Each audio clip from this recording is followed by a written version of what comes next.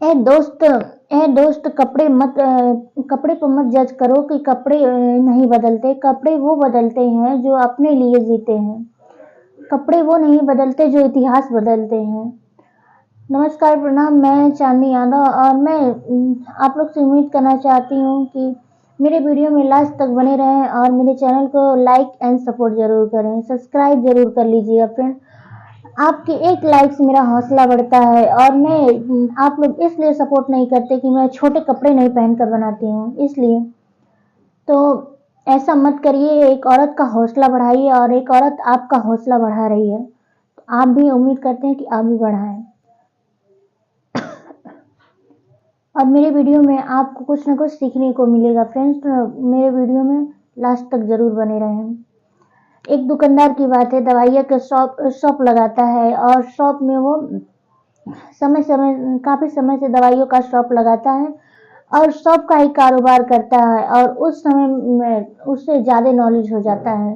तो गांव के लोग रहते हैं तो उसके पास जब जाते हैं, दवाइयाँ, हर तरह की दवाइयाँ का नॉलेज हो जाता है, तो दवा लेने जाते हैं और एक कस्टमर के साथ अच्छे से व्यवहार करता है, इसलिए शायद उनके कस्टमर को ज्यादा पसंद था वो, तो उसी के पास जाते थे दवा लेने। और वो दुकान को अकेले ही चलाता था अपने। तब उसके अंदर बस एक कमी थी कि वो भगवान को नहीं मानता था। कहता था, उसके पिता कहते हैं कि कभी भगवान को भी मान लिया करो। तो उसके मन में ये था कि कोई दिक्कत होता है तो दवाइयाँ से ठीक हो जाते हैं, तो भगवान की क्या जरूरत, भगवान को क्यों माने।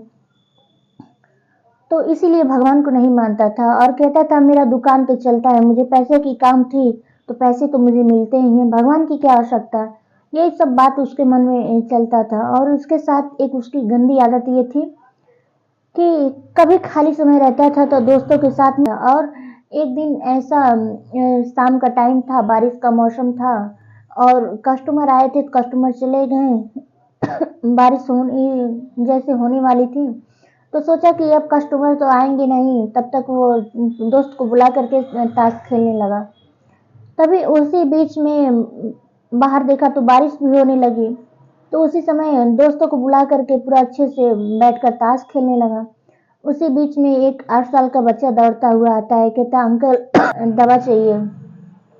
अब उसका नाम, जो दवा देता था उसका नाम सुधीर था, लेकिन वो उस बच्चे को देख करके इग्नोर कर देता है और वो ताश छोड़ करके जाना नहीं चाहता था। उसे ताश में इतना इंटरेस्ट था कि उसे छोड़कर जाना नहीं चाहता था। तभी उसके दोस्त कहते हैं कि जाओ दे दो दवा, देखो उसे कुछ आवश्यकता होगी तभी ना तुम्हारे पास आया है वो। तो एक तो गुस्से में जा नहीं चाहता था, गुस्से में गया, तो जैसे उठ के वहां से गया तो लाइट ही कट गई। उसके बाद जा करके बच्चा से पूछता है क्या है, डांट कर बोला क्या है, क्या चाहिए। तो बच्चा बोला कि अंकल अंकल मेरी माँ की तबीयत बहुत खराब है और मैं बहुत परेशान हूँ, मेरी माँ एकदम रो रही है। बच्चा यही कहकर रोने लगता है और कहता है कि मेरी माँ को बचा लीजिए, सारी दुकान बंद है, बस एक आप ही की दुकान खुली है, तो प्लीज ऐसा मत करिए। मेरी माँ, बच्चा रोने लगा, मुझे दवा दे दीजिए प्लीज, रिक्वेस्ट करने लगा। तब वो पूछा कि क्या हुआ है बच्चे को, तो बताया, तो उसे एक बोतल थी, बोतल उठाकर दे दिया और बच्चा जाने लगा। फिर उसके बाद उसके दोस्त चले गए, अंधेरा हो गया था, लाइट भी चली गई थी, उसके दोस्त भी चले गए। अंधेरा की वजह से वो भी दुकान बंद करने वाला था कि सोचा अब क्या करेंगे। अब वो भी वहां से जाने वाला था, तब तक लाइट आ गई। लाइट आ गई, उसके बाद देखा उसकी होश उड़ गए। देख करके एकदम चौंक गया कि लाइट आते ही ऐसा क्या हो गया। तो लाइट आते ही जब देखा कि जो बच्चे को दवा देना चाहिए था वो उसने दिया नहीं, और बगल में चूहे मारने वाले की दवा था, वही चूहे वाला बोतल उसको उठाकर दे देता है। अब यही वो बात अपने मन में एकदम कोसने लगा कि मैं कैसे कर सकता हूँ, मुझसे ये गलती कैसे हो गई, आखिर वो बच्चा कहाँ का था, कहाँ गया, मुझे कुछ पता नहीं। इसी बात से वो अपने आप को एकदम कोसता रहा। तो जब वो आया, फिर उसके बाद उसके पिता जो कहे थे कि कभी भगवान को भी मान लिया करो, कभी कष्ट पड़े आए समय पर भगवान को भी याद कर लिया करते हैं। तो वही अपने पिता का बात सुन करके वो दुकान में एक मूर्ति रखी गई थी, वहीं भाग कर वो वहीं पर जाता है। पूजा तो करता नहीं था, मूर्ति एकदम भट चुकी थी और कितने वर्षों से वो वैसी पड़ी थी मूर्ति। तब गया भगवान के सामने, कहा भगवान आज तक ले मैंने आपसे कुछ भी नहीं मांगा है, बस मुझे बस वो बच्चे की माँ को बस अच्छा कर देना कि मेरी वजह से एक बच्चे का माँ के सर से साया ना उठ जाए। मैं इसी वजह से परेशान हूँ, मैं अपने आप को माफ नहीं कर पाऊंगा भगवान, मैंने बस यही आज आपसे मांगा है। ऐसे भगवान के सामने रो रहा था। तभी कुछ टाइम बाद बच्चा दौड़ता हुआ आया, बोला अंकल अंकल मुझे जल्दी से एक शीशी और दे दीजिए और मुझे जल्दी दीजिए। तो वो पूछा कि बेटा वो दूसरी पहली वाली शीशी क्या किए? तो बोला अंकल मैं रास्ते में दौड़ करके जा रहा था, बारिश की वजह से मेरे हाथ से छूट करके शीशी टूट गई। तो अब बोला कि ठीक है बेटा उसको छूना मत और ये लो दवा दूसरी लेकर जाओ।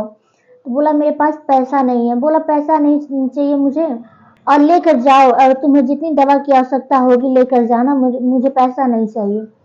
बच्चे के जाते ही इतना वो खुशी हो करके मन ही मन में रोने लगा। कहा भगवान मैं मान गया कि आप में भक्ति में शक्ति है कि मुझे एक पाप होने से बचा लिया, कि मैं वो ये नहीं समझता कि मन भगवान के रचे पर ही दुनिया चलती है। उसे अपनी गलती का एहसास हो गया कि हाँ भगवान के ही रचे पर हम लोग चलते हैं और सृष्टि में जितने लोग हैं भगवान के ही इशारों पर रहते हैं।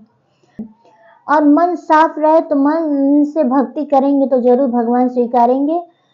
तो कहते हैं ना कुछ ऐसा काम करो कि बेटियां ही बनकर जो लोग आपकी तरह कॉपी करना चाहते हैं। नमस्कार, मैं उम्मीद करती हूँ कि मैं इस वीडियो के माध्यम से आपको जरूर कुछ सीख मिला होगा कि मन साफ जरूर रखना चाहिए और किसी के प्रति भेदभाव आपके मन में नहीं होना चाहिए। सीएस सच्ची कहानी के माध्यम से मेरे चैनल को जरूर सपोर्ट करिएगा। मैं कोशिश करती हूँ